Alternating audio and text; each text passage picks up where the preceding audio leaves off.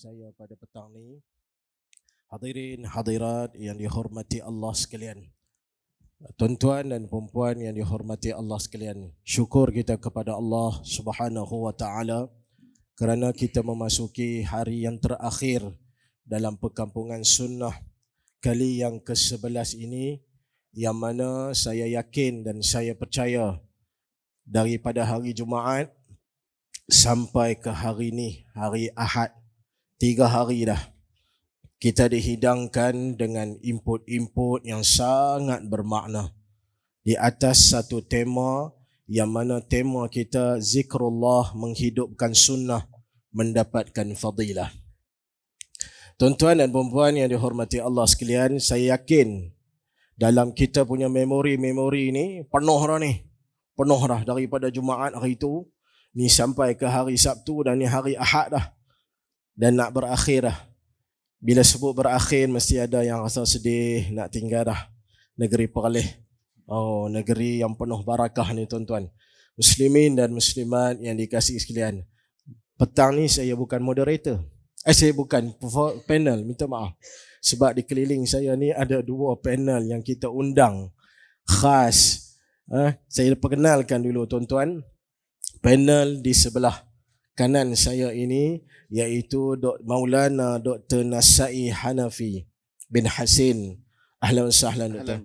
Ahlan bik, hayyakallah. Merupakan seorang pakar dalam bidang ilmu hadis dan beliau PhD hadis daripada Jordan.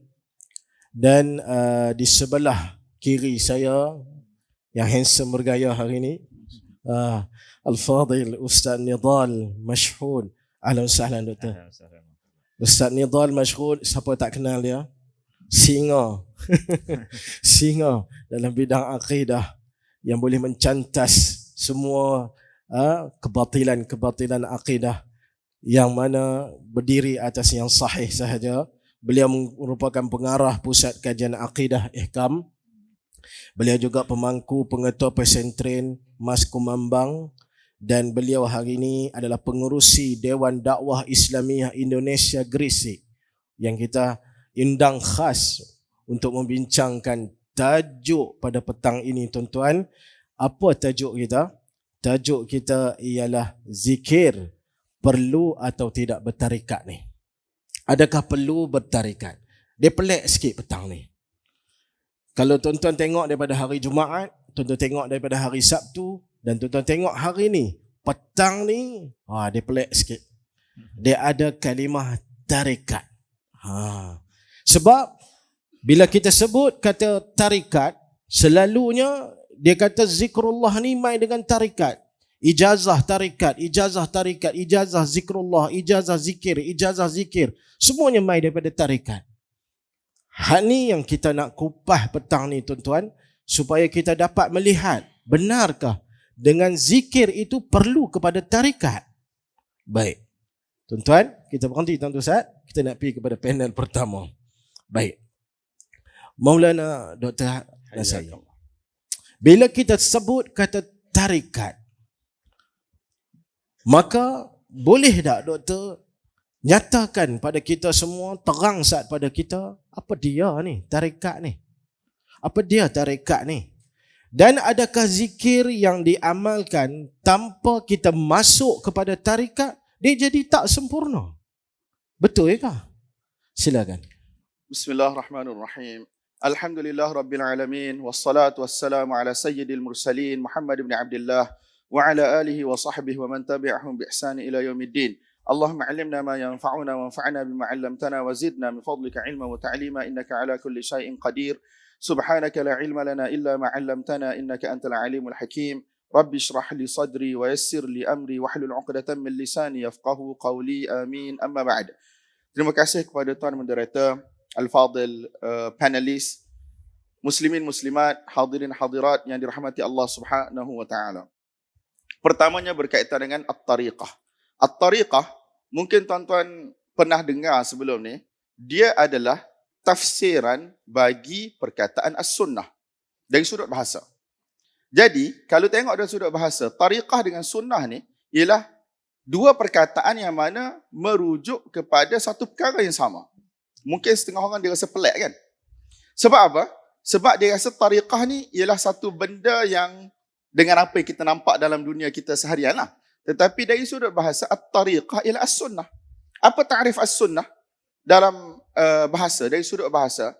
Ialah at-tariqatul maslukah, iaitu jalan yang dilalui. Itu ta'rif as-sunnah. So sunnah Nabi SAW, sebagaimana kita semua tahu, ialah kehidupan baginda Nabi SAW. Apa sahaja yang dinisbahkan kepada baginda dari sudut percakapan baginda, dari sudut perbuatan baginda, dari sudut dia panggil takrir. Takrir ni kita sebut tacit approval, iaitu diamnya Nabi SAW sebagai mengiyakan satu-satu ucapan ataupun satu-satu perbuatan. Maksudnya ucapan ataupun perbuatan tersebut tidak bertentangan dengan syarak. Jadi sunnah itu ialah tariqah Muhammadiyah, iaitu jalan Nabi SAW dalam kehidupan ini. Dan sebagaimana tuan-tuan tahu, jalan kehidupan Nabi SAW adalah jalan kehidupan Al-Quran. Sebagaimana disebut oleh Aisyah radhiyallahu anha dalam hadis yang diriwayatkan oleh Imam Muslim rahmatullahi alaih. Hadis yang panjang, tapi dalam hadis itu ada satu bahagian Aisyah radhiyallahu anha katakan khuluquhu Al-Quran. Adalah akhlak baginda Nabi SAW itu adalah Al-Quran. Dan sebagaimana kita tahu, baginda Nabi SAW wa ma yantiqu 'anil hawa in huwa illa wahyu yuha. Nabi tidak bercakap mengikut hawa nafsu baginda kecuali itu adalah wahyu yang Allah Subhanahu wa taala wahyukan. Dan Nabi SAW kata, in attabi'u illa ma yuha ilai, aku tidak mengikuti kecuali apa yang Allah Subhanahu wa taala wahyukan kepada aku. So basically tuan-tuan, sunnah Nabi SAW ialah tariqah Nabi SAW. Dalam hadis yang masyhur, hadis Irbad ibn Sariyah radhiyallahu ta'ala anhu, dengan lafaz sebagaimana dalam Ibnu Majah dan sebahagian kitab, taraktukum 'alal bayda, aku tinggalkan kamu di atas satu jalan yang putih. Dalam lafaz yang lain, taraktukum 'alal mahajjatil bayda, aku tinggalkan kalian di atas satu jalan yang putih. Lailuha kanahariha, waktu malamnya adalah sama cerah dengan waktu siangnya. La yazighu anha illa halik, tidaklah orang meninggalkan jalan tersebut kecuali orang yang inginkan kerosakan, kebinasaan, kehancuran ke atas diri dia. So tuan-tuan, tariqah Nabi Muhammad SAW adalah sunnah baginda Nabi Muhammad SAW. Itu dari sudut apa? Dari sudut bahasa. Jadi soalan yang ditanya oleh Al-Fadhil moderator kita, adakah tariqah ni satu perkara yang tariqah yang kita nak hukum ni, adakah dia boleh ataupun tidak, dia sunnah ataupun tidak? Kita kena tafsilkan, kita kena detailkan dia tariqah yang mana. Kalau tariqah Muhammad SAW sebagaimana yang diriwayatkan oleh para ulama thiqat, athbat, yang meriwayatkan kepada kita, agama kita berkaitan dengan akidah kita, berkaitan dengan fiqh kita, berkaitan dengan tazkiyatun nafs kita. Jadi itulah tariqah Muhammad SAW. Dan kita tidak berhajat kepada intisab, iaitu menisbahkan diri kita kepada orang tertentu. Sebagai contoh, kalau kita amal satu hadis yang ada dalam Sahih Bukhari, hadis berkaitan dengan zikir pada waktu pagi, pada waktu petang. Nampak tak? Adakah kita akan memzahirkan diri kita, aku adalah tariqah Bukhariyah, tariqah Imam Bukhari? Saya tak rasa benda itu ada keperluan. Hadis Anas radhiyallahu ta'ala anhu dalam Bukhari, Anas radhiyallahu ta'ala anhu meriwayatkan, kana aktsaru du'a'in Nabi sallallahu alaihi wasallam, Rabbana atina fid dunya hasanah wa fil akhirati hasanah wa qina adzaban nar. Adalah kebanyakan doa baginda Nabi sallallahu alaihi wasallam ialah Rabbana atina fid dunya hasanah wa fil akhirati hasanah wa qina adzaban nar. Jadi apabila tuan-tuan baca doa ni ataupun berdoa dengan doa ini dalam kebanyakan kehidupan tuan-tuan seharian, adakah tuan-tuan perlu menisbahkan diri tuan-tuan kepada Al-Imam Al-Bukhari dengan arti kata aku sedang mengikuti tariqah Bukhariyah, tariqah Imam Bukhari yang meriwayatkan hadis ini kepada Nabi sallallahu alaihi wasallam? Saya rasa tidak. Kalau hadis tu ada banyak kitab yang riwayatkan, Imam Tirmizi riwayat, Imam Bukhari riwayat, Imam Abu Daud riwayat, berapa banyak intisab kita nak letak kat belakang tuan-tuan? Tak perlu.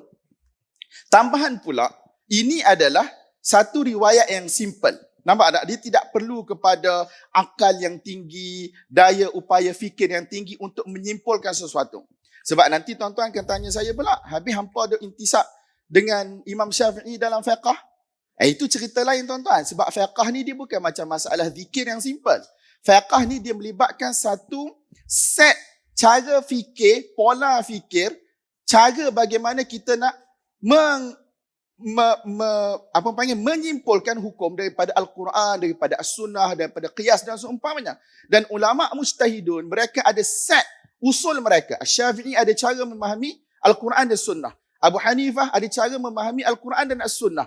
Imam Malik rahmatullahi alaih ada cara memahami Al-Quran dan Sunnah. Jadi apabila para ulama ini, mereka mempunyai cara yang pada zahirnya nampak bertentangan pada banyak bab, jadi nak tak nak kita, kalau kita nak belajar, kita kena pilih satu cara yang mana pada kita lebih mendekati Al-Quran dan As-Sunnah. So pada waktu tersebut, sahihlah intisab kepada imam daripada imam-imam yang rujuk ini dari sudut itu. Nampak tak? Wallahu a'lam bissawab. So basically tuan-tuan, tariqah kita ialah tariqah Muhammad sallallahu alaihi wasallam. Itu tidak ada sebarang perselisihan dalam mana-mana umat, dalam mana-mana ahli tarikat sekalipun, mana-mana syekh tarikat sekalipun, dari sudut teori mereka kata kita ialah tariqah yang mana tidak akan menyalahi Al-Quran dan juga As-Sunnah. Kenyataan yang masyhur yang diriwayatkan daripada Al-Imam Muhammad ibn Idris Asy-Syafi'i rahimahullah, apabila ditanya berkaitan dengan wali-wali sufi-sufi macam inilah, beliau kata idza ra'aitumur rajul yatiru fil hawa ataupun yamshi 'alal ma' wa yatiru fil hawa fala taghtarru bihi hatta ta'ridu amrahu 'alal kitab was sunnah. Apabila kamu tengok satu orang terbang di udara, berjalan di atas air, Al-Imam Syafi'i rahimahullah dia kata apa? Fala taghtarru bih. Jangan sekali-kali kamu terpedaya hatta sehinggalah ta'ridu amrahu 'alal kitab was sunnah, kamu bandingkan dia punya kehidupan dengan Al-Kitab dan juga As-Sunnah. Apa yang kena dengan Al-Kitab dan As-Sunnah kita terima, apa yang menyalahi Al-Kitab dan juga As-Sunnah kita tinggalkan. Tuan-tuan yang dimuliakan oleh Allah Subhanahu wa taala. So, ulama-ulama tarikat, kalau tuan-tuan baca dari sudut teori, hatta Syekh Ali Jumaah, saya baca satu artikel beliau yang mana beliau tulis lebih kurang pada tahun 2016 dan beliau ialah satu orang yang mana bertariqah. Kalau kita baca dari sudut teori, beliau menyatakan bahawasanya tariqah dia tidak boleh lari daripada apa? Daripada Al-Kitab dan As-Sunnah. Apabila ada sesuatu, teori, apabila ada sesuatu yang mana menyalahi Al-Kitab dan juga As-Sunnah, dia kata ahli tarikat sendiri akan tolak benda tersebut. Ini dari sudut teori.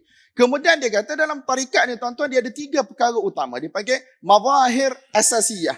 Perkara utama yang ada dalam tarikat yang pertama ialah untuk adanya akhlak yang baik, terutamanya apabila melibatkan hati. Maksudnya kita nak buang sifat-sifat mazmumah dan kita nak isi hati kita dengan sifat-sifat mahmudah. Mazmumah, perkara yang tercela. Mahmudah ialah perkara yang terpuji, sifat-sifat terpuji. Yang kedua, banyak zikir kepada Allah Subhanahu wa taala. Dan yang ketiga ialah az-zuhdu fid dunya, iaitu zuhud daripada orang kata kehidupan dunia ni, tidak terikat dengan dunia, hatinya kepada akhirat dan seumpamanya. Ini dari sudut teori satu perkara yang sangat cantik. Bahkan beliau dalam tulisan tersebut, beliau mengatakan tarikat ni bukan orang duduk berjoget dalam maulid dan seumpamanya. Ini ialah perbuatan orang-orang yang jahil dalam kalangan orang yang mana menisbahkan diri mereka kepada tariqah. Jelas tak tuan-tuan? So basically, tariqah ni tuan-tuan, di dalam tariqat itu sendiri, kita kena tafsilkan, kita kena detailkan. Dari sudut akidah dia, apa yang mereka cakap adakah bertepatkan dengan Al-Quran dan Sunnah ataupun tidak. Kemudian dari sudut fiqh mereka, adakah kena dengan mana-mana kaedah ataupun mana-mana mazhab, mana-mana pendapat ulama muktabar dalam bidang ataupun tidak.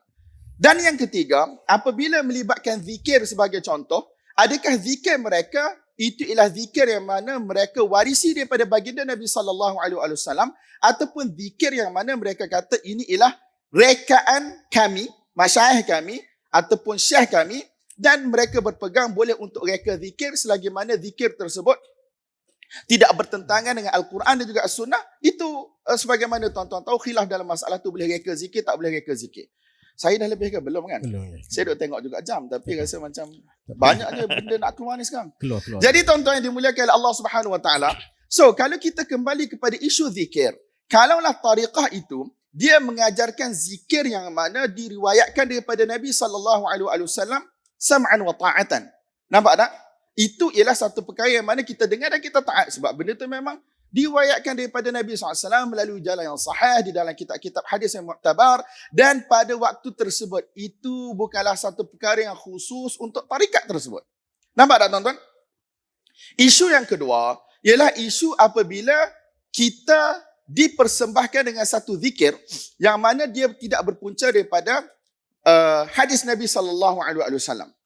Kemudian zikir tersebut diperselisihkanlah kebanyakannya dari sudut isi kandungan dia bertentangan dengan Al-Quran ataupun hadis. Itu sentiasa benda yang tuan-tuan akan jumpa. Sebagai contoh, zikir yang tersebut zikir nariyah ataupun tafrijiyah. Jadi tuan-tuan akan sentiasa jumpa perselisihan. Ada yang kata isi kandungan zikir tu elok, ada yang kata isi kandungan zikir tu tak elok. Itu bahas tempat lain. Dan antara isu yang akan timbul ialah memberikan fadilat ataupun bilangan tertentu dengan fadilat tertentu kepada zikir yang mana sepakat tidak datang daripada Nabi SAW. Ini satu perbahasan yang lain pula, menetapkan fadilat tanpa pengetahuan wahyu. Dan biasanya mereka akan pergi kepada isu yang dinamakan sebagai mujarrabat. Kan tuan-tuan selalu dengar kan mujarrabat, tajribah, inilah pengalaman syekh sekian. Maka ini ialah satu bahas yang lain dan kita tak mampu nak bahas di sini. Sejauh mana mujarrabat diterima dalam Islam, sejauh mana mujarrabat ditolak dalam Islam. Tuan-tuan yang dimuliakan oleh Allah Subhanahu Wa Taala, apa yang timbul kebanyakan pada hari ini apabila mereka datang dengan satu package, sebagai contoh tarikat A dengan tarikat B dengan tarikat C. Mereka datang dengan satu package dakwaan bahawasanya tarikat mereka adalah bersambung sampai kepada hadratin Nabi SAW yang diambil daripada Jibril, dan Jibril tuan-tuan confirm ambil daripada Allah Ta'ala. So ada beberapa isu. Antara isunya tuan-tuan ialah dipanggil borong, pukal ni. Maksudnya tarikat aku ada sanad, semua benda yang ada dalam tarikat aku adalah satu perkara yang betul. Ini ialah satu perkara yang mana sangat bertentangan dengan metodologi ahli ilmu, ahli sunnah wal jamaah daripada dulu sampai sekarang. Dia tidak ada satu benda namanya pukal, tuan-tuan. Dalam bidang hadis, tuan-tuan akan jumpa satu sanad, daripada sanad ini akan ada pelbagai riwayat. Saya bagi contoh yang mudah.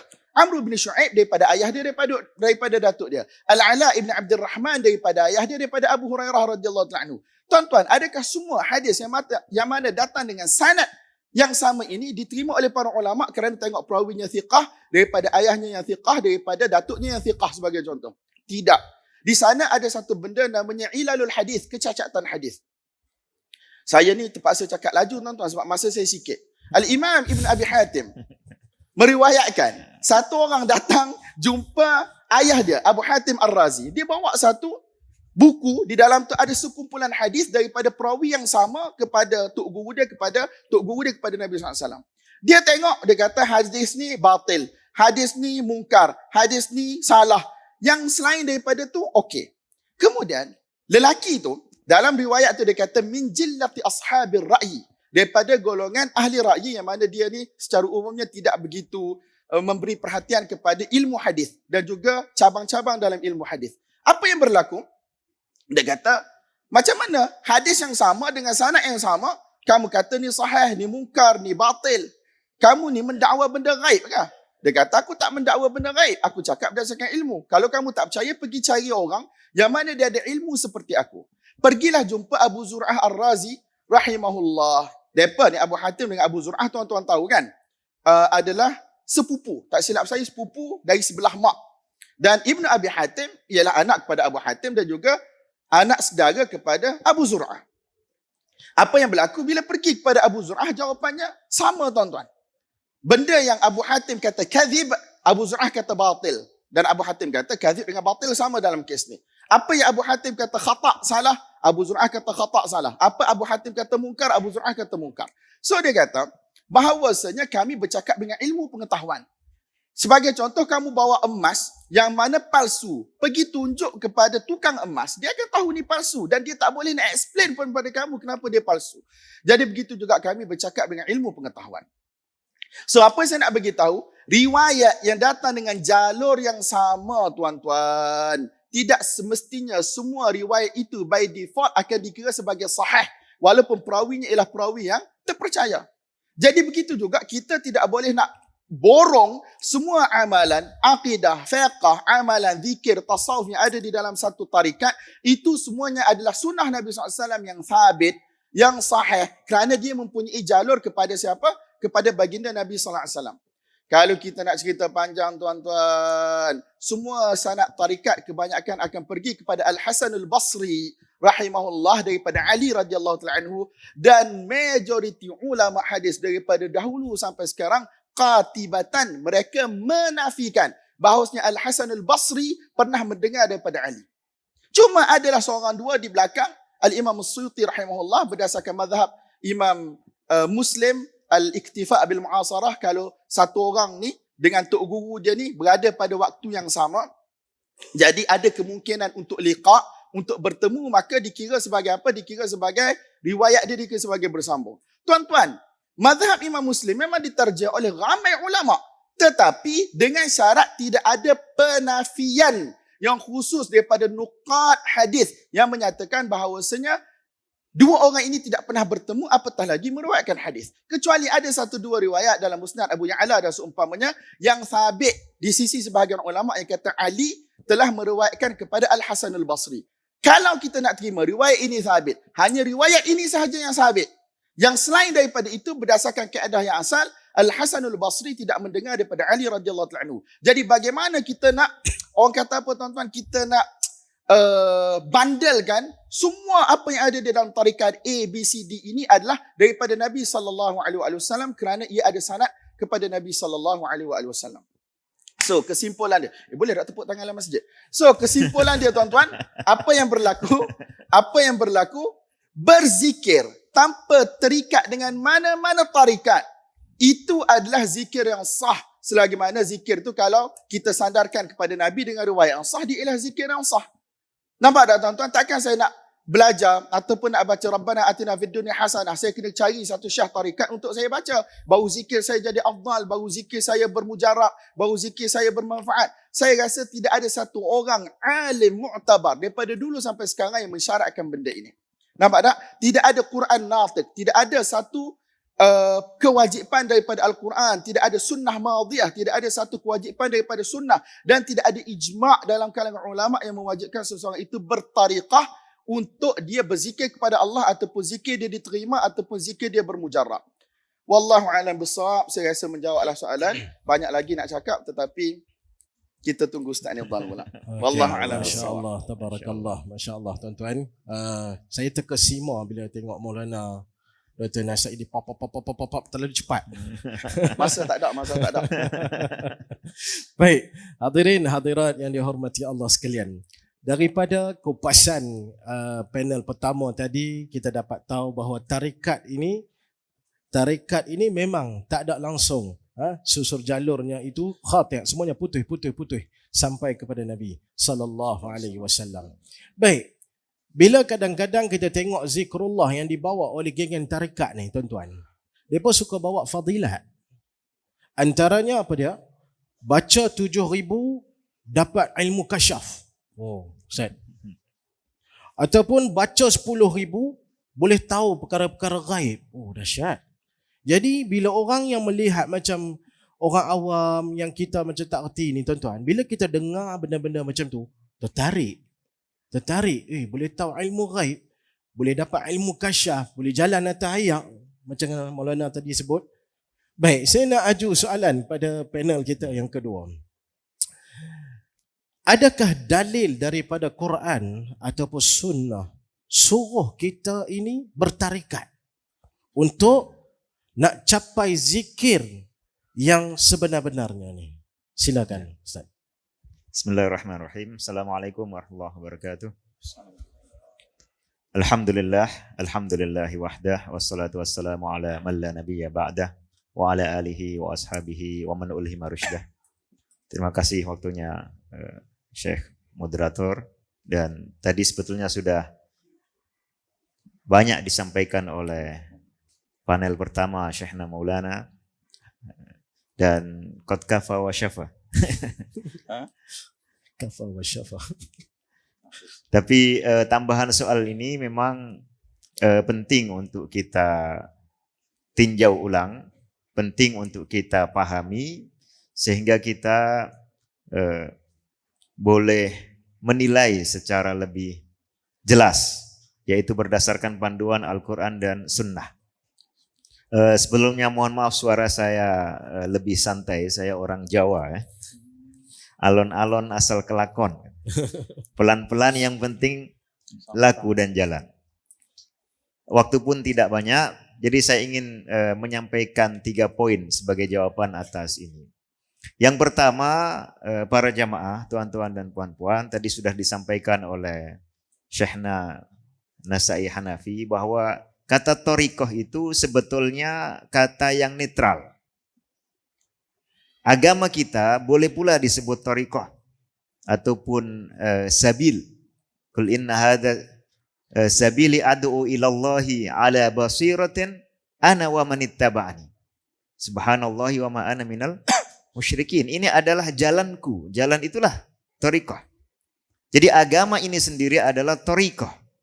Tetapi kemudian istilah atau termin thariqah dimaknai secara lebih khas satu institusi keberagamaan di dalam laku tasawuf atau esoterisme yang biasanya mensyaratkan adanya pengasas atau pendiri atau imam tertentu yang dijadikan sebagai al-mansub ilaih, sebagai imam daripada thariqah itu. Dan nama thariqahnya pun dinisbatkan kepada fulan yang dijadikan sebagai imam itu. Maka kita dengar ada istilah at-thariqah ar-rifa'iyah, ada al-qadiriyah, ada al-madyaniyah, ada dinisbatkan kepada nama atau kepada julukan.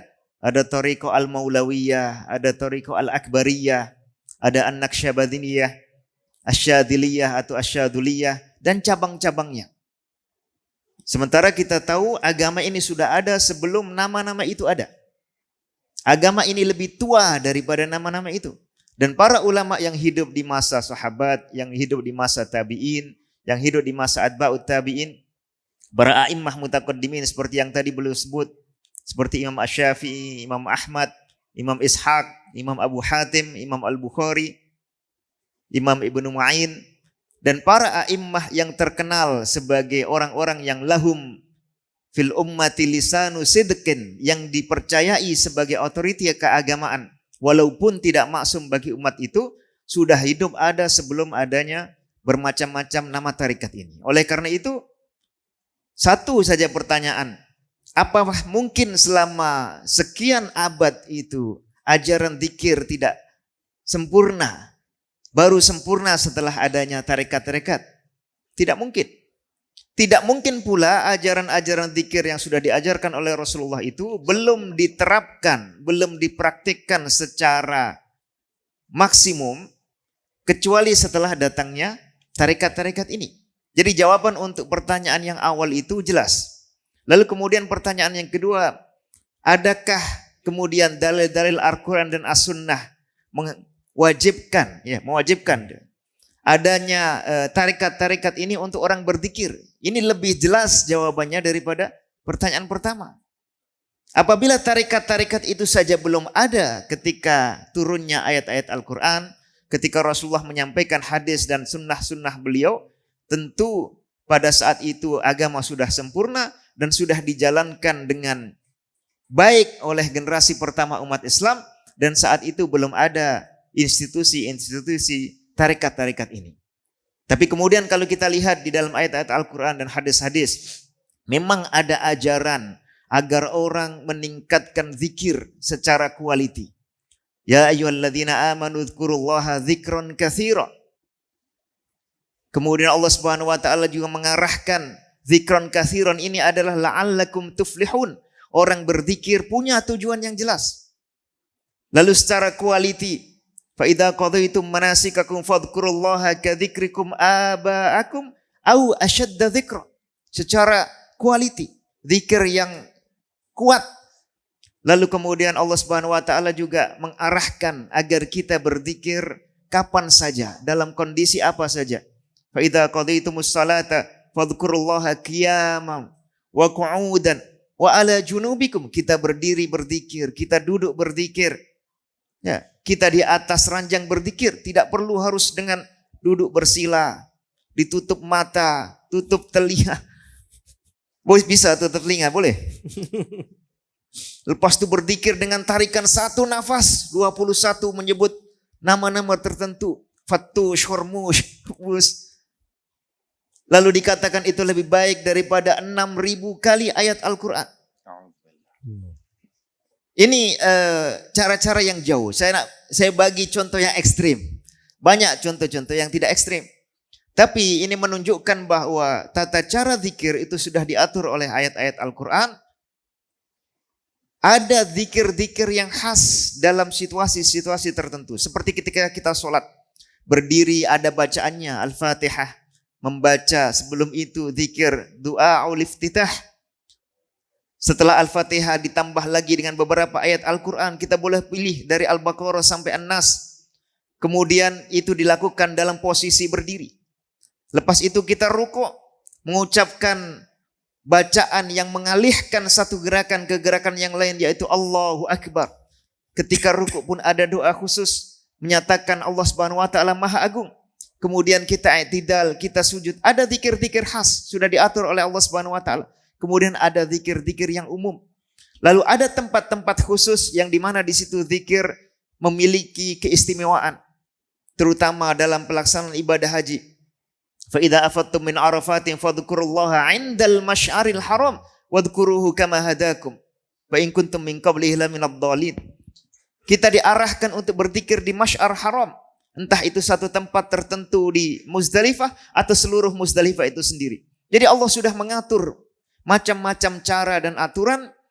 Allah Subhanahu Wa Taala pun sudah menempatkan imam thariqah bagi seluruh umat Islam, yaitu Muhammad sallallahu alaihi wasallam. Jadi kalau thariqah yang dimaksud adalah keteraturan, keteraturan itu sudah ada di semuanya di dalam syariat. Tapi kalau yang dimaksud adalah sesuatu yang lebih khas daripada itu tentu Al-Quran, As-Sunnah, dan para ulama serta generasi umat Islam sudah melakukan zikir secara bagus sebelum perkara-perkara ini ada. Wallahu a'lam. Terima kasih kepada panel kedua. Oh, cantik tuan-tuan, kupasan berkenaan dengan tarekat ataupun zikir. Sedangkan zikir ini sebenarnya dalam Quran itu adalah zikir dah. Saya teringat lagi dalam masyarakat Melayu kita. Bila sebut satu benda yang berbeza, jangan. Kita dah ikut orang tua-tua dulu. Ni istilah. Orang tua-tua dulu bagus. Jangan dok kata apa, orang tua-tua dulu kan buat dah macam ni. Jangan ubah. Soalan nak tanya, siapa yang lagi tua? Nabi yang tua lagi pada orang tua-tua ke macam mana? Sebab kita berhujah orang tua-tua dulu, amalan orang tua-tua dulu. Jangan kacau. Dia jadi tertanya-tanya, siapa lagi tua? Islam yang dibawa mai bukan daripada orang tua-tua. Hak bawa mai adalah Nabi sallallahu alaihi wasallam. Tuan-tuan, baik. Kita nak pergi kepada pusingan kedua kepada Maulana Dr. Nasai. Di Malaysia ni, kadang-kadang duk dengar cerita ada zikir hu. Ni tak ada masalah ni. Ada hu ni. Ada ha tak dengar lagi. Tak tahulah kalau ada saya ikut Maulana boleh kupas sikit. Bagaimana pandangan ulama muktabar tentang amalan zikir yang macam ni? Yang mana adakah zikir ini perlu juga dengan guru ataupun ijazah daripada tarikat? Oh, baru nampak kata kemah zikir ni. Ya, silakan. Bismillahirrahmanirrahim. Alhamdulillahirabbil alamin wassalatu wassalamu ala sayyidil mursalin wa ala alihi wa sahbihi wa man tabi'ahum bi ihsan ila yaumiddin. Amma ba'd. Tuan-tuan, yang pertama sekali ni memang tak ada dalam soalan. Semalam tak ada, hari ni punya soalan pun tak ada. Ini panggil soalan cari gaduh. Jadi tuan-tuan, saya ni jenis tak suka bergantung ataupun pegang juz'iyat, perkara-perkara furu', hu ke ha ke hi ke kiki ke kuku ke, saya memang tak suka. Sebab apa? Benda itu dia ada mahal, ada tempat dia yang khusus untuk dibahaskan. Pro and cons. Saya rasa Dr. Wan Syukri ada sebut kot kuliah pertama Maghrib pasal zikir mufrad, betul tak? Saya ni tuan-tuan, kita relate dengan soalan yang ditanya, benda ni bila diijazahkan dan seumpamanya, wallahil azim, demi Allah, qat'an benda ini tidak datang daripada Nabi SAW dengan lafaz yang macam tu, hu ha hi ke apa tuan-tuan, qat'an la yashukku muslim. Tidak ada satu orang Muslim pun yang mana dia syak bahawa ini tidak datang daripada Nabi SAW. Kecuali darbun minal istinbat. Ada sebahagian ulama ataupun ahli tariqat yang mana mereka akan buat kesimpulan daripada ayat Quran ni ke, daripada bahasa ke, itu ke, ini ke. Dari sudut tu ada, kita tak nafikan. Sebab ada sebahagian ulama yang mana favor zikir mufrad. Betul tak? Ada sebahagian ulama yang favor. Kita nak setuju tak setuju tu cerita lain. Tetapi memang ada. Tetapi ada tu dalam bentuk istimbat. Apa istimbat? Iaitu kesimpulan dibuat. Dia bukan daripada sarah Quran. Maksud sarah ni bukan satu benda yang jelas disebut dalam Quran. Hendaklah kamu berzikir kepada Allah. Tak ada. Dalam hadis tidak ada, tuan-tuan. Yang mana Nabi SAW ajar umatnya Tuan-tuan, dalam boleh tak tepuk tangan dalam masjid? Saya kali kedua, kali ketiga dah. Dia panggil tanda semangat lah masa tu. So tuan-tuan, dia dalam istilah tarikat dia ada satu benda namanya talqin. Tuan-tuan kalau pernah dengar, talqin ni tuan-tuan, satu talqin orang nak mati itulah. Satu talqin selepas mati. Dalam istilah tasawuf, dia ada satu benda namanya talqin. Apa maksud talqin? Talqin ini ialah menyampaikan zikir. Dan talqin ni tuan-tuan, dia diriwayatkan daripada Ali radhiyallahu taala anhu. Tetapi kata Abdul Wahhab Asy-Sya'rani, Syekh Abdul Wahhab Asy-Sya'rani, salah seorang ulama dalam fiqh dan seumpamanya, tetapi dia ni disebut sebagai Al-Qutbur Rabbani di sisi ulama-ulama tasawuf. Meninggal pada tahun 973 Hijrah. Anak murid kepada Syekhul Islam Zakaria Al-Ansari, Asy-Syihab Ar-Ramli dan seumpamanya, ma'ruf. Dia ada tulis buku berkaitan dengan para wali, tabaqat para wali dan seumpamanya. Beliau juga ada ilmu dalam bidang hadis. Tak silap saya, beliau pernah meringkaskan kitab Fathul Mughith oleh Al-Hafiz As-Sakhawi rahimahullah. Al-Hafiz As-Sakhawi meninggal pada tahun 902 Hijrah. Dan Fathul Mughith adalah antara kitab ulum hadis yang besar mensyarahkan Alfiyah Al-Imam Al-Iraqi rahimahumullah jami'an. So, Al-Imam Abdul Wahhab Asy-Sya'rani, beliau ni, walaupun beliau orang tasawuf, tetapi beliau orang fiqh, beliau orang usul, dan beliau juga ialah orang hadis. Apabila bercerita berkaitan dengan talqin zikir kepada orang secara individu, beliau kata, aku cari dalam kitab-kitab ulama hadis, aku tak pernah jumpa riwayat.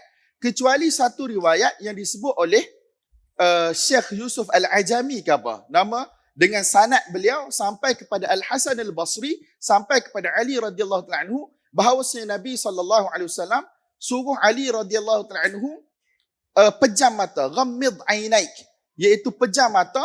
Kemudian Nabi sebut la ilaha illallah 3 kali. Ali ulang. Jadi ini dinamakan sebagai talqin di sisi siapa? Di sisi ulama-ulama tariqah ataupun ulama-ulama tasawuf. Dan pada pandangan mereka, sanad ni bersamalah sebagaimana saya bagi tahu tadi. Riwayat Al-Hasan Al-Basri daripada Ali radhiyallahu anhu daripada Nabi SAW. Dan saya pernah tengok satu video, satu orang syekh daripada Mesir, tapi syekh tu dalam bidang hadis, dan beliau ialah syekh tariqah. Nama apa? Ashmawi ke Ashma'i, saya tak ingat. Tetapi beliau kata ada daripada riwayat-riwayat yang lain yang mana Nabi SAW talqin zikir kepada para sahabat, tetapi talqin yang diajar oleh Nabi SAW ialah istaghfiru.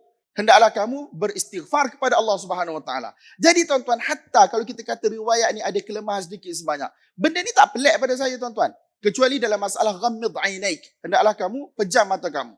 Ada pun talqin suruh baca la ilaha illallah, suruh istighfar. Benda ni tuan-tuan sabit daripada hadis-hadis yang pelbagai.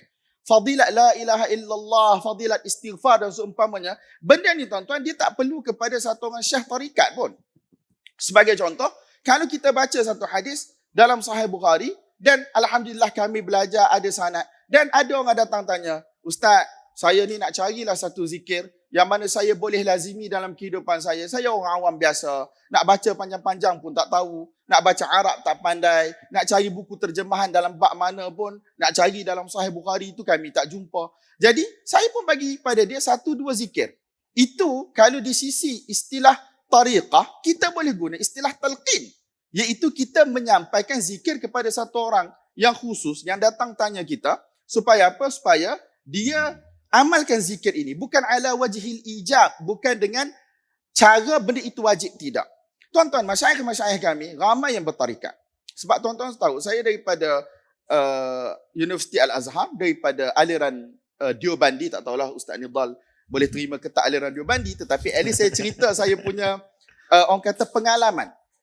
Jadi masyayikh-masyayikh kami, mereka telah kumpulkan zikir-zikir yang kami sebut sebagai wazifah. Dan wazifah ni biasa kami baca pada waktu pagi dan juga pada waktu petang. Dan wazifah ini ada daripada hadis-hadis yang sahih, daripada Bukhari, Muslim dan kitab-kitab hadis yang lain, dan memang disebut fadilat-fadilatnya oleh baginda Nabi sallallahu alaihi wasallam. Sebab apa? Dengan alasan bila kita tolong kumpul budak-budak tahun 1, tahun 2, yang bahasa Arab anak hantar pun bertukar. Jadi nak suruh dia pergi cari sendiri susah. Jadi mimbabit ta'lim, dia kumpul. Sebagaimana tuan-tuan selalu dengar adanya ma'thurat. Kalau geng-geng tabligh dia ada manzil, ataupun Maulana Umar Palempuri tulis maqalidus samawati wal ard, iaitu kumpulan-kumpulan zikir. Ataupun Al-Imam An-Nawawi di dalam Al-Adhkar, ataupun Al-Kalimut Tayyib yang ditulis oleh Syekhul Islam Ibn Taymiyah rahimahullah kalau tak silap saya.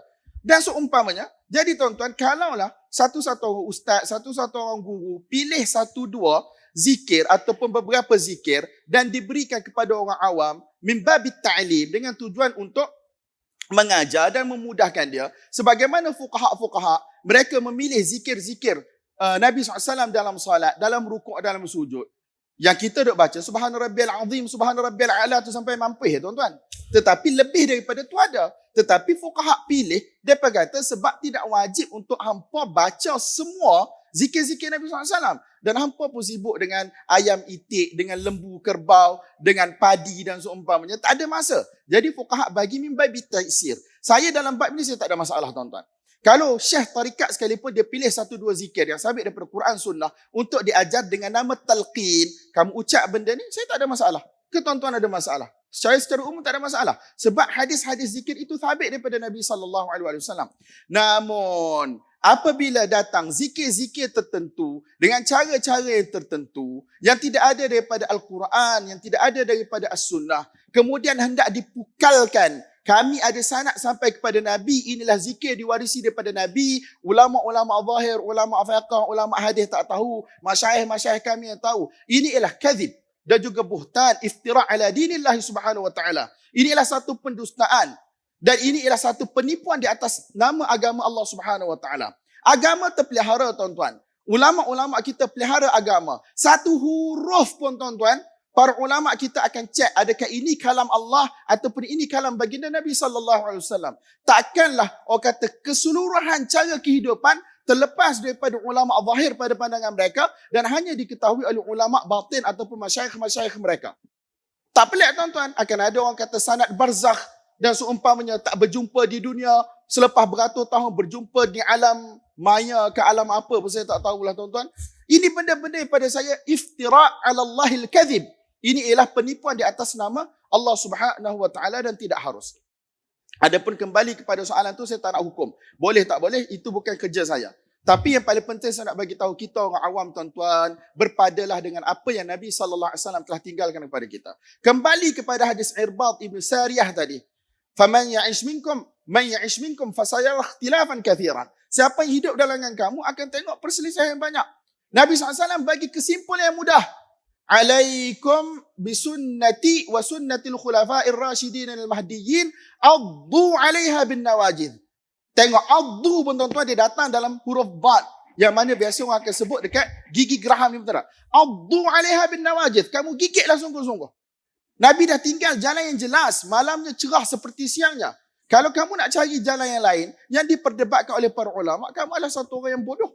Pada saya satu benda yang jelas, satu orang yang bodoh. Orang yang mana inginkan keselamatan bagi diri dia tuan-tuan, dia akan cari benda yang jelas, sabit daripada Nabi SAW, daripada Quran, yang diamalkan oleh para ulama athbat thiqat yang terpercaya.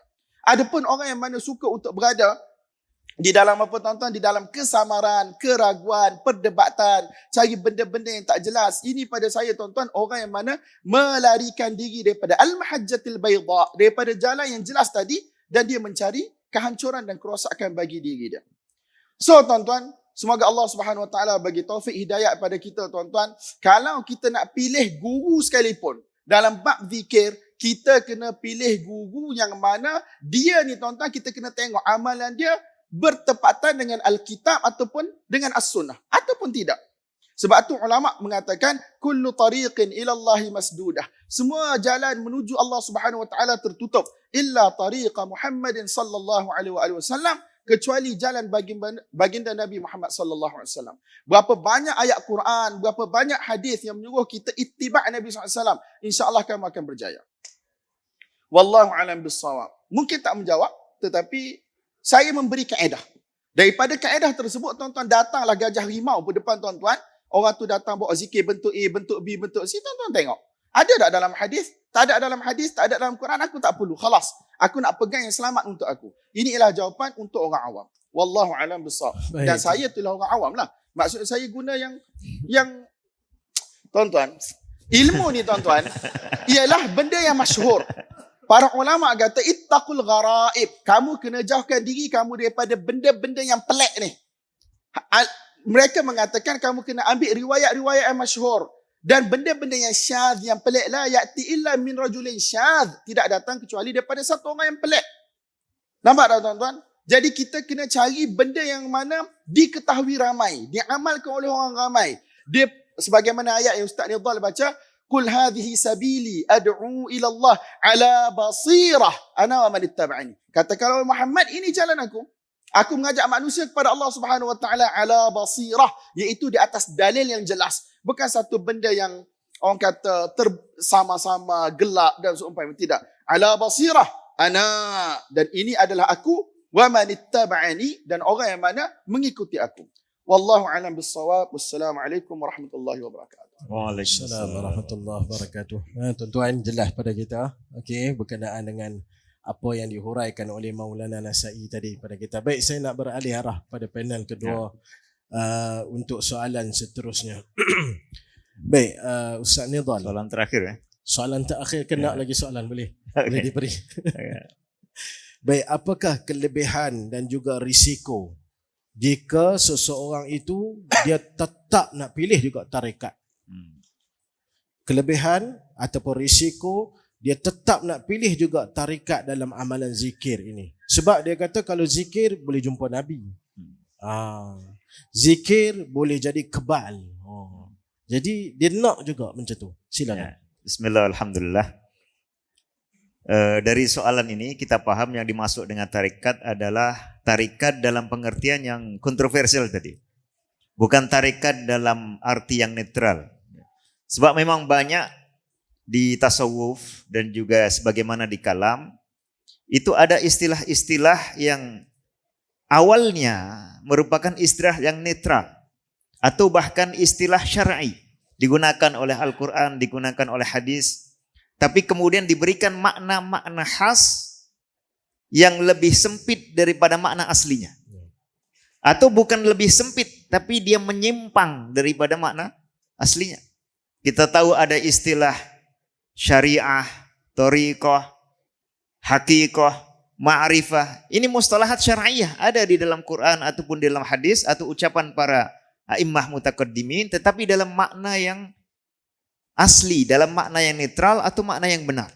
Seperti dalam pembahasan kalam falsafah kita kenal ada istilah at-tauhid dan at-tanzih, tapi dimaknai dengan makna yang menyimpang.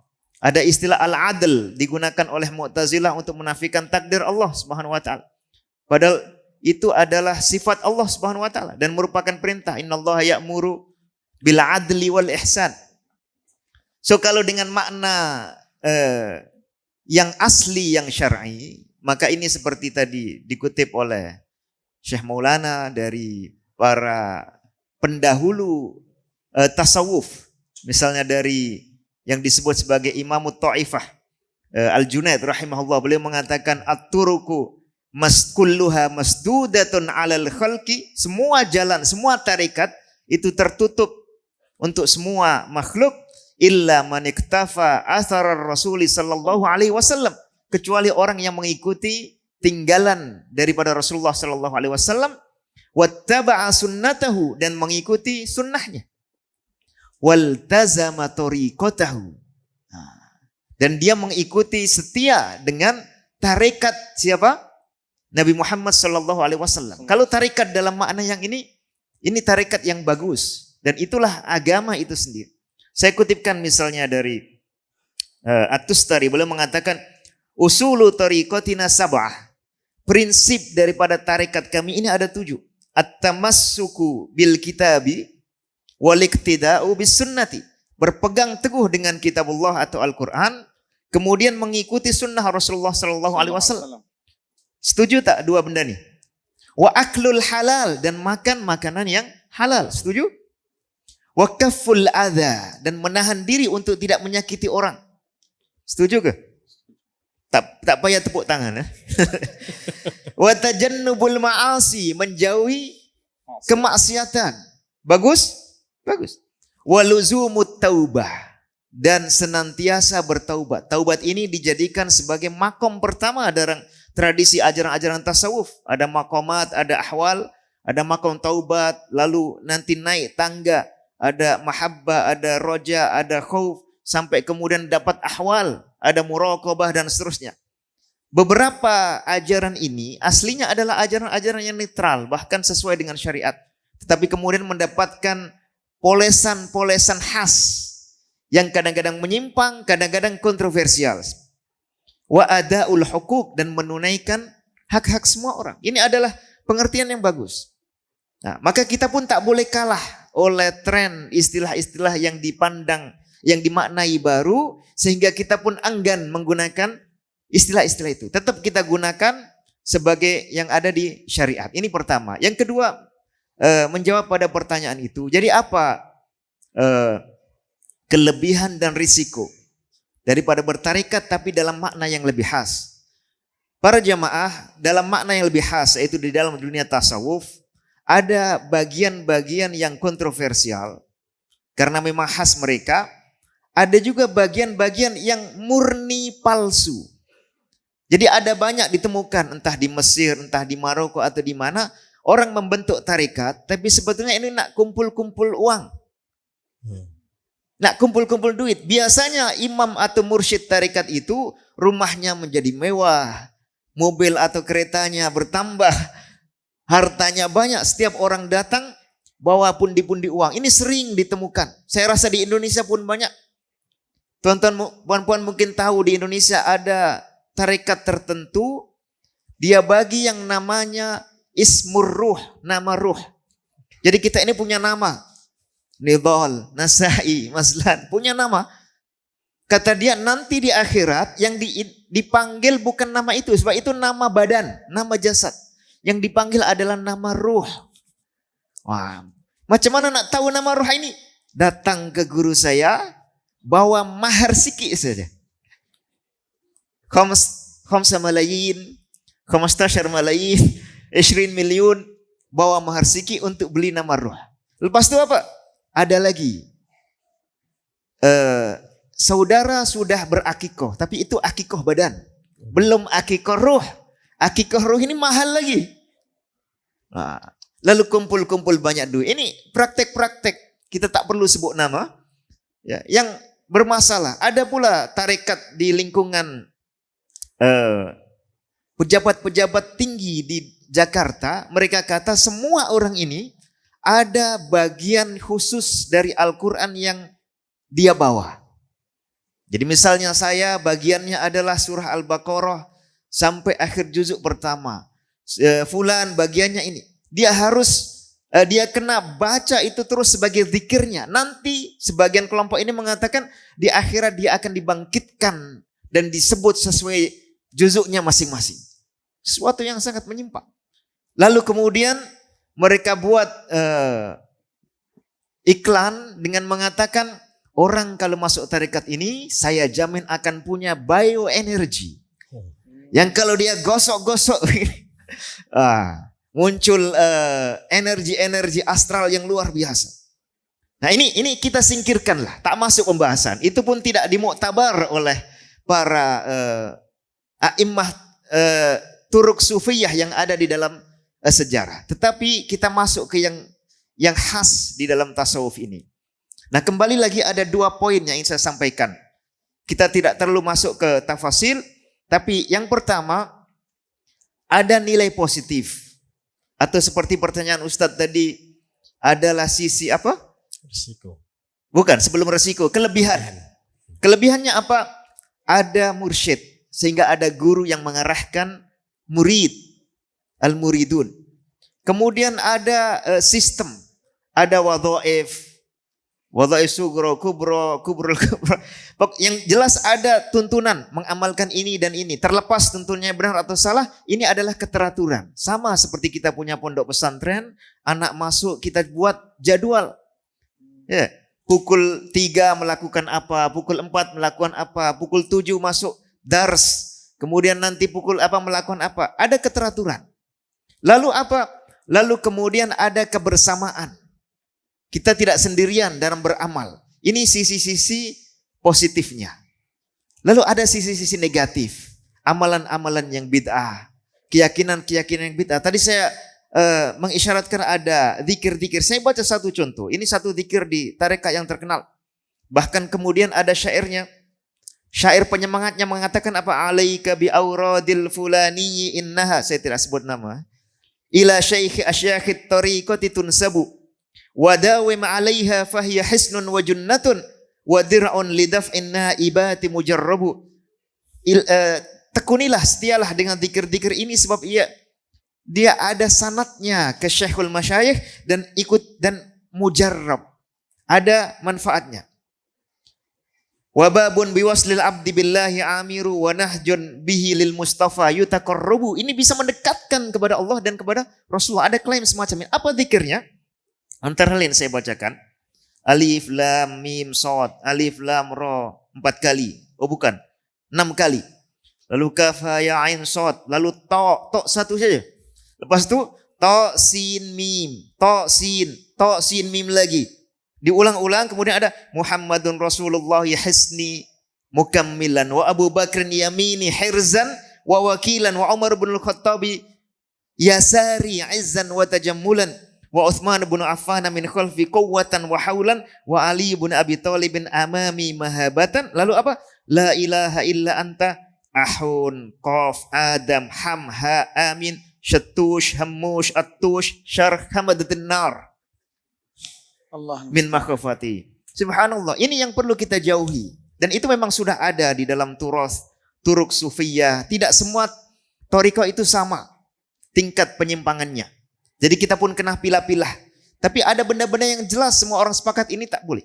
Lalu para jamaah, saya tambahkan 2 poin lagi. Ini masalah zikirnya atau amalannya.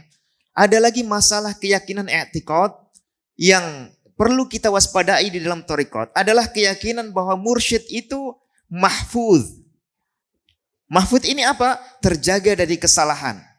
Oh itu maksum, bukan maksum. Mereka tak guna nama maksum. Sebab maksum itu khusus Rasulullah. Mereka guna nama mahfud. Tapi maknanya samalah. Bebas dari kesalahan. Sehingga murid itu boleh istiqoh. Katanya dengan gurunya. Kal mayyiti bayna yaday ghasilih. Seperti mayit di hadapan orang-orang yang mencuci, membersihkan dia. Diam saja. Nurut. Ikut apa yang dilakukan oleh. Ini tak boleh. Kita punya madzhab fiqhiyah. Ada madzhab Maliki, madhab Syafi'i, madhab Hambali, madhab Hanafi. Ada imam-imamnya. Itu kita posisikan sebagai a'immah. Tapi bukan tokoh yang maksum. Hanya tokoh yang punya ilmu lebih dan punya manfaat mengajarkan. Bukan diposisikan sebagai orang yang bebas dari kesalahan. Yang kedua adalah, yang tidak kalah penting, menganggap bahwa dengan masuk tarekat ini, amalannya dan semua ajaran agamanya lebih utama daripada orang yang sekadar mengikuti sunnah-sunnah Rasulullah Sallallahu Alaihi Wasallam, sekedar mengikuti zikirnya ajaran Rasulullah, mengikuti tadi Sahih Al-Bukhari. Ada kesimpulan. Cukup tuan-puan berambil hadis terakhir dalam Sahih Bukhari. Di situ dikatakan kalimatani khafifatani 'alal lisan, thaqilatani fil mizan, habibatani ilar rahman, subhanallahi wa bihamdi, subhanallahi al-azim. Itu thariqah Muhammadiyah dari Rasulullah sallallahu alaihi wasallam, diajarkan langsung, diriwayatkan oleh Abu Hurairah. Kemudian sampai kepada Imam Bukhari, sampai kepada kita. Kita amalkan itu sudah terjamin, tergaransi. Kita amalkan bacaan Rasulullah yang ketika beliau bertemu dengan salah satu istri beliau, datang ke masjid, pulang masih berzikir, beliau mengatakan laqad qultu ba'daki kalimatin atau arba'i kalimatin lawazinat bima kultiha mundul yaum lawazinatha. Subhanallah wa bihamdihi adada khalqihi wa ridha nafsihi wa zinata arsyihi wa midada kalimat. Sudah banyak sekali warisan zikir dari Rasulullah, apalagi Al-Quran yang diminta oleh sahabat Abdullah bin Amr bin As, diminta Rasulullah untuk dihatamkan dalam 40 hari. Beliau mengatakan saya bisa lebih 30 hari atau 1 minggu atau 3 hari. Ini masa kita habis untuk melakukan zikir-zikir dari Rasulullah. Tak ada masa untuk zikir-zikir lain yang bukan hanya dianggap lebih baik, tapi justru perlu diwaspadai karena banyak perkara yang mukhtalafi, dan juga kadang-kadang ada perkara-perkara yang jelas-jelas keliru keluar dari ajaran Islam. Barangkali itu, wallahu a'lam bishawab. Baik, terima kasih kepada panel kedua atas kupasan tentang kelebihan dan risiko orang yang nak mengambil zikir ini bertarikat. Mohon maaf, ada satu poin saya nak lupa. Okay, baik. Saya lupa. Kelebihan-kelebihan yang ada di tarekat tadi, ada guru, ada kebersamaan sesama pengamal ibadah, dan juga ada keteraturan. Apakah 3 hal ini boleh kita dapatkan di luar tarekat? Bolehkah di luar tarekat hanya dengan mengikuti Rasulullah dan mengikuti umumnya umat Islam kita mendapatkan guru? Boleh. Bolehkah kita mendapatkan keteraturan hidup dan ibadah? Boleh. Bolehkah kita ibadah bersama-sama seperti saat ini di masjid? Boleh. Fabiha wa ni'mat. Lalu untuk apa membuat-buat yang baru? Allahu a'lam bishawab. Kesimpulan cantik. Tadi Maulana klik saya, dia nak tak puas lagi, ada lagi sikit dia nak bagi tahu. Baik, Silakan Syekh. Silakan. Baik. Bismillahirrahmanirrahim. Alhamdulillah rabbil alamin wassalatu wassalamu ala man la nabiyya ba'da. Amma ba'da. Seminit. Insya-Allah. So kesimpulan saya ialah kesimpulan yang disebut oleh Al-Imam Al-Hafidh Al-Dhahabi rahimahullah yang meninggal pada tahun 748 Hijrah. Ketika mana beliau menulis biografi Al-Imam Hujjatul Islam Abi Hamid Al-Ghazali rahimahullah yang meninggal pada tahun 505 Hijrah. Al-Imam Al-Ghazali sebagaimana tuan-tuan tahu, ada pro ada kontra berkaitan dengan beliau. Selepas beliau tulis panjang lebar, Al-Imam Al-Dhahabi di dalam Siyar A'lamin Nubala, beliau mengatakan nas'alullaha ilman nafi'a. Kita memohon kepada Allah Subhanahu wa taala ilmu yang bermanfaat. Tadri mal ilmun nafi'? Kamu tahu tak apa itu ilmu yang bermanfaat? Huwa ma nazala bihi al-Quran wa fassarahu ar-Rasul sallallahu alaihi wasallam qawlan wa fi'lan. Ilmu yang bermanfaat ialah ilmu yang mana turun dengannya Al-Quran, yang ditafsirkan oleh baginda Nabi sallallahu alaihi wasallam dengan percakapan baginda dan juga perbuatan baginda, walam ya'ti nahyun anhu, dan tidak ada larangan daripada nas-nas syarak untuk mempelajari ilmu tersebut. Qala alaihi salatu wassalam, man raghiba an sunnati falaysa minni, sesiapa yang mana tidak suka kepada sunnah aku maka dia bukan daripada golongan aku. So apa Imam Zahabi rahmatullahi alaih sebut sebagai solusi kepada kita orang awam? Fa'alaika ya akhi bitadabburi kitabillah. Wahai saudaraku, hendaklah kamu mentadabbur kitab Allah Subhanahu wa taala. Wa biidmanin nadhari fi sahihain, dan sentiasa mengkaji Sahih Bukhari, Sahih Muslim, wa Sunan An-Nasa'i, dan Sunan Al-Imam An-Nasa'i, wa Riyadun Nawawi, iaitu Riyadus Salihin oleh Al-Imam An-Nawawi, wa adhkarihi, dan juga kitab Al-Adhkar yang ditulis oleh beliau ataupun dikumpul oleh beliau. Tuflih wa tanjah, kamu akan berjaya dan kamu akan selamat.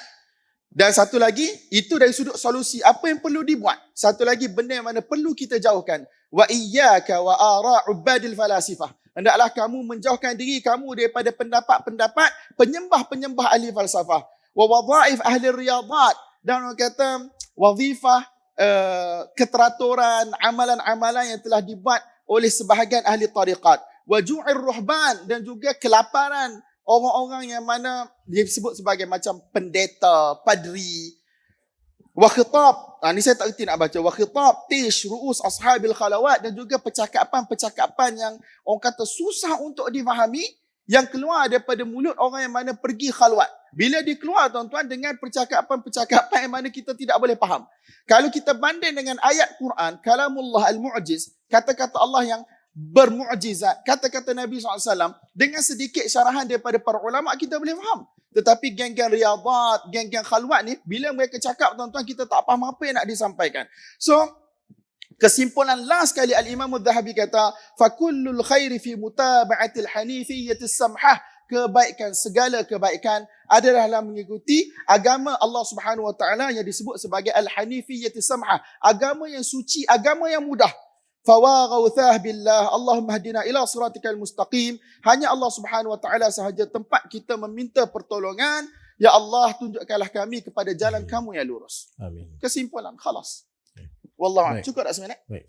Terima kasih kepada kedua-dua panel kita. Masa mencemburui kita tuan-tuan, kita dah lebih 3 minit. Kerana 3 suku kita akan ada lagi satu forum. Tuan-tuan, secara keseluruhan, zikir tak perlu kepada tarikat. Zikir tak perlu kepada tarikat. Kerana Nabi SAW dah bawa mai kepada kita, cukup sempurna dah tuan-tuan.